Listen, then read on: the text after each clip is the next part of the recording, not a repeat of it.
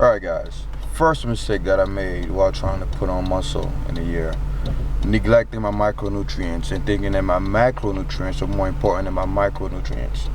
Biggest mistake. When I say micro, I mean like, minerals, especially just taking in your vitamins. I rank that as number one because it is the biggest mistake that I made. Why? Because it is what gave me the biggest changes in not only in size but in weight once I started taking them, just vitamins.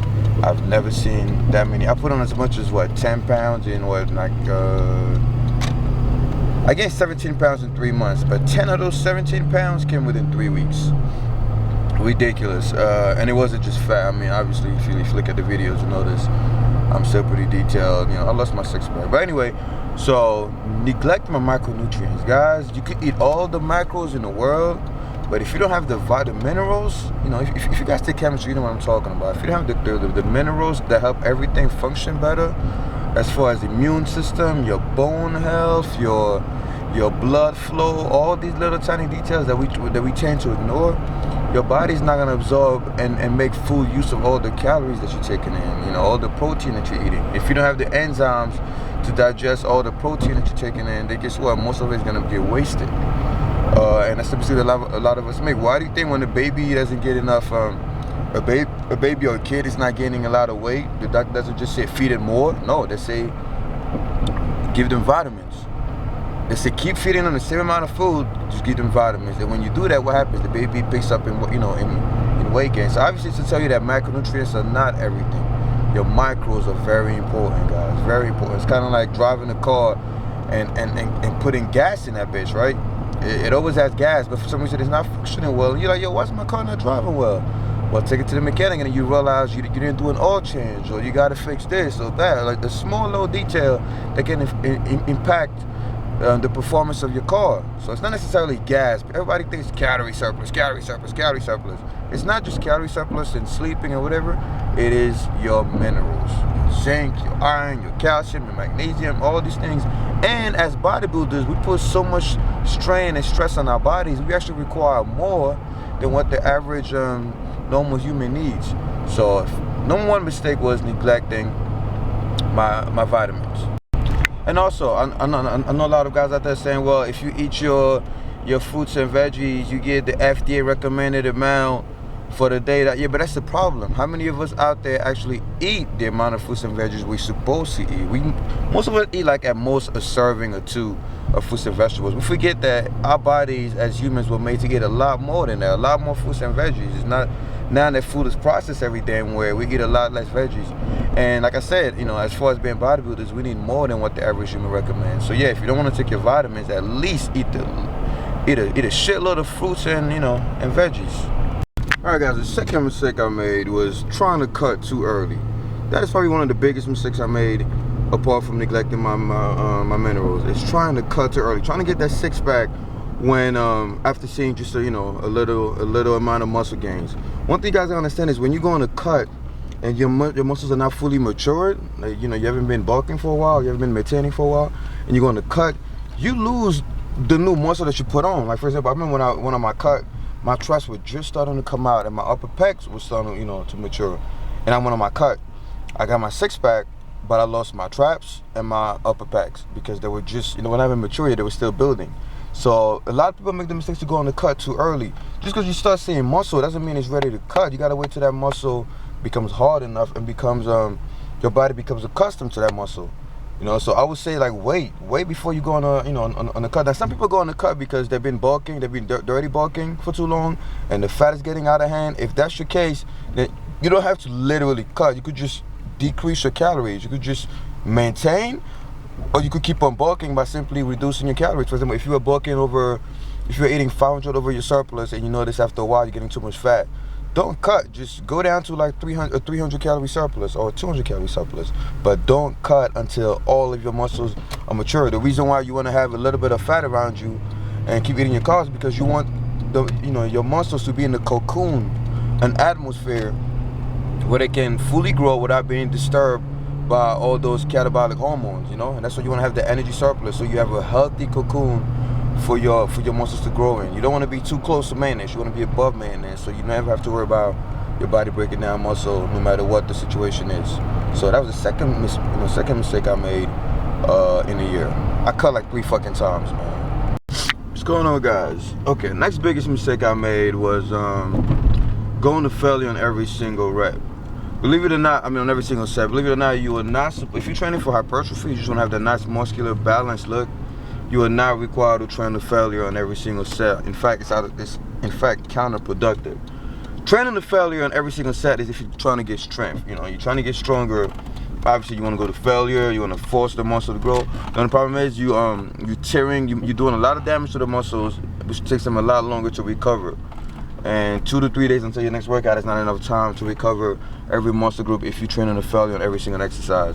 So that's one of the biggest mistakes I made, is I kept going to failure, and I never understood why. I was stronger than my uncle and all my friends who didn't go to failure, but they were a lot more muscular than me, until I did research to find out that yes, eventually if you train to failure, you will get stronger than a motherfucker, but you won't have those round, fully developed muscles, you know, like. And my friends will recover a lot faster than I did. I never understood why, and I actually do why. So guys, you gotta choose. You can't have the best of both worlds. If you want to be strong, go to failure in every fucking rep.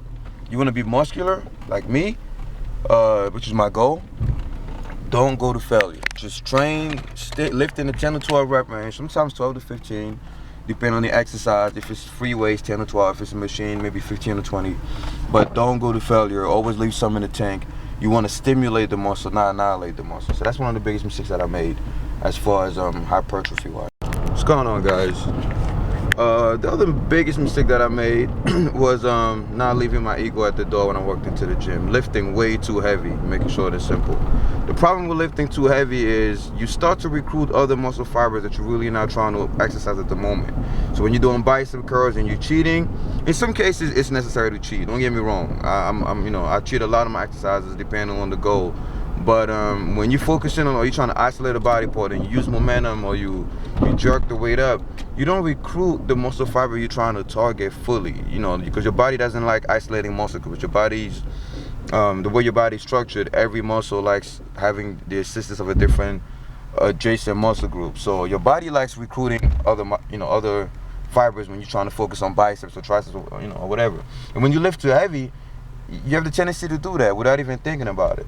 So the problem with that is you don't get to develop a good mind-muscle connection, with the nerves and everything like that. And your body doesn't really see the need to make that muscle grow because it has the support of its friends right next to them. And to combat that, you have to decrease the weight. Everybody knows that. Decrease the weight and focus on a good, perfect contraction, squeezing to get the blood in the muscle every single rep, and a good stretch at the bottom. That's if you want to really, really isolate and pound that muscle out. You want to shape that muscle. You want to fill it with blood so that, well, you can't really shape a muscle, but you want to put blood in the muscle so that it becomes, it's full genetic, what it's supposed to look like. And you can't do that with heavy weights. Like I said, you be using momentum, you be jerking, you be using different muscle fibers. If you're training back, for instance, you're going too heavy and you're jerking, you're not contracting, you're not getting a peak contraction. You're not squeezing the weight at the bottom of each rep, so and your back's gonna take a while. Your back is gonna get big, don't get me wrong. I saw people get big with shit form, but you won't have that detail, that definition. So if you're trying to gain strength, by all means use heavyweight, jerk the shit like Johnny Jackson and Fresh Warren. You're gonna get strength, you're gonna get big. But you want muscularity, which is what bodybuilding is all about, detail and separation of each muscle, then you have to isolate each muscle.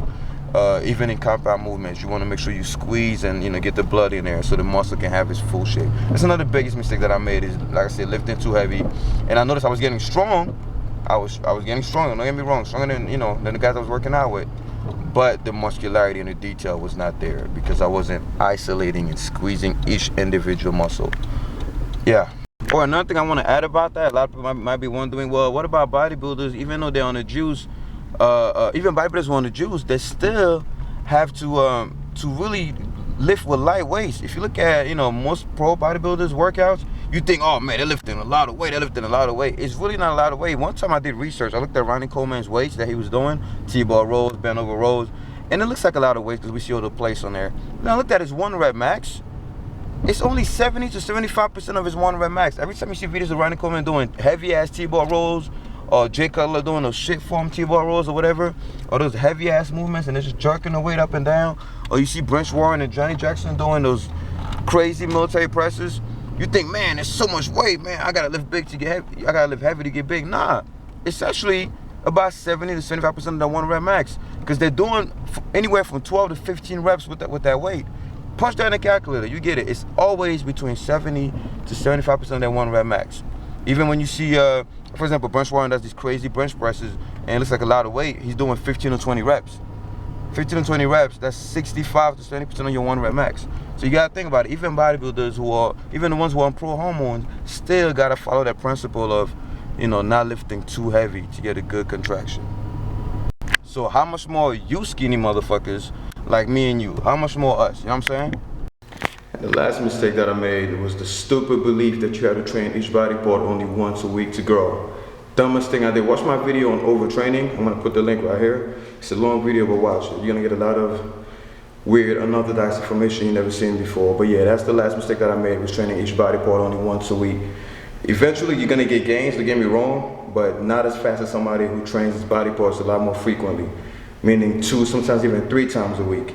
I didn't start making gains until I started training my lagging body parts 3 times a week, which is seen as overtraining for most people, but as long as you're getting enough rest and nutrition, should be nothing wrong with that.